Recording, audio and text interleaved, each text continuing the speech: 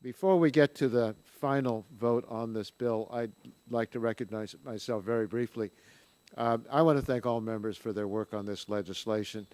This has been a process, a difficult one for this week, but it's involved many months of work, in fact, many years of work, and I particularly want to thank Chairman Emeritus John Dingell, Chairman Markey, Mr. Boucher, Mr. Doyle, Mr. Inslee, Mr. Green, Mr. Gonzalez, Mr. Butterfield, Mr. Rush, and Ms. Sutton for all their work as we crafted key provisions of this bill. And I want to also add Mr. Space, because his amendment, I don't know if it was yesterday or today, but it was a very important amendment, and I want to express my appreciation to him.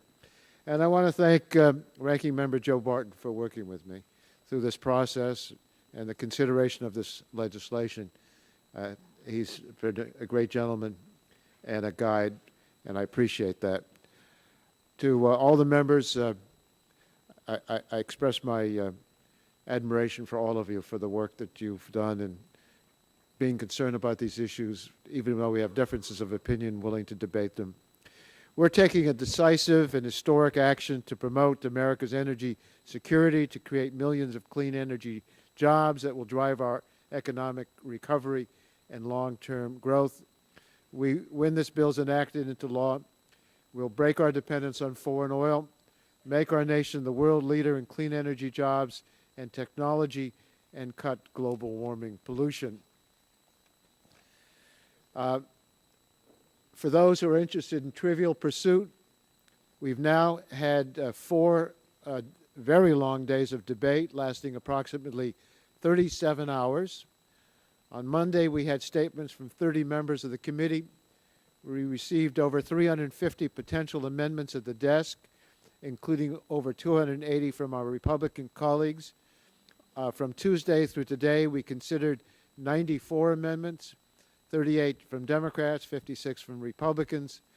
We passed or accepted many of these amendments, and I believe the amendments have improved the bill, and both those that have been adopted and those that we raised various points for us to think about. As a result of our work, our bill today and the process we're following have gained substantial support from industry, labor, and environmental groups throughout the country. Over 60 major organizations, associations, companies, unions, environmental, and community groups have expressed support for the step we're about to take in reporting this bill from committee. From Duke Energy and EEI to the Environmental Defense Fund and the Natural Resources Defense Council and Sierra Club, from GE and Alcoa and DuPont, the mine workers, the auto workers, the steel workers, from Shell and Conoco to the World Wildlife Fund, there's a growing consensus on the need to act and act responsibly, and I believe that's what we have done. But this is not the end of our work.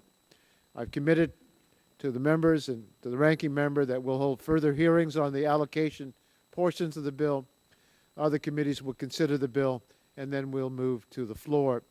But every member of this committee should be proud of our work this week and over the past few years on this important issue. And I thank you all for the diligence in which each member has applied himself or herself to the matter before us. This is an important bill, maybe one of the most important bills that we will consider in this Congress.